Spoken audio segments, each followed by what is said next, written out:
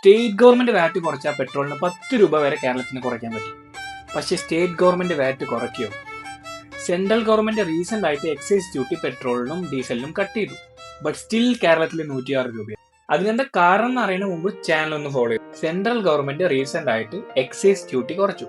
പെട്രോളിന് 10 രൂപയും ഡീസലിന് ആൾമോസ്റ്റ് 0 ആക്കി. അപ്പൊ നമുക്ക് പ്രൈസ് ഡിഫറൻസ് ഫീൽ ചെയ്യണ്ടല്ലേ? പക്ഷെ നമുക്കത് ഫീൽ ചെയ്യില്ല. കാരണം 2 മേജർ ഫാക്ടർ ഉണ്ട്. ഒന്ന് ഗ്ലോബലി ഉള്ള ക്രൂഡ് ഓയിലിന്റെ വില കൂടിയതും, പിന്നെ സ്റ്റേറ്റ് വാറ്റ് കുറഞ്ഞാൽ മാത്രമേ പെട്രോളിന്റെ വില കുറയുള്ളൂ. കേരളത്തിലെ ഏകദേശം വാറ്റ് അപ്രോക്സിമേറ്റ്ലി 1 ലിറ്റർ പെട്രോളിന് 25 രൂപയാണ്. അപ്പൊ സ്റ്റേറ്റിൽ വാറ്റ് കുറച്ചാൽ മാത്രമേ പെട്രോളിന്റെ വില കുറയുള്ളൂ.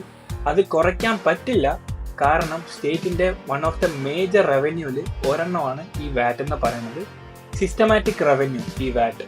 സോ അതുകൊണ്ട് അത് കുറയ്ക്കുന്നത് അത്ര ഈസി അല്ല സ്റ്റേറ്റ് ഗവൺമെന്റിന്. കാരണം ഒരു സ്റ്റേബിൾ ആയിട്ടുള്ള ഒരു ഇൻകം ആണ് സ്റ്റേറ്റ് ഗവൺമെന്റിന്. കേരള ഗവൺമെന്റിന് ഒരു സ്റ്റേബിൾ ആയിട്ടുള്ള ഒരു ഇൻകം ആണ്. സോ ഇത് കുറയ്ക്കുന്നത് അത്ര ഈസി അല്ല.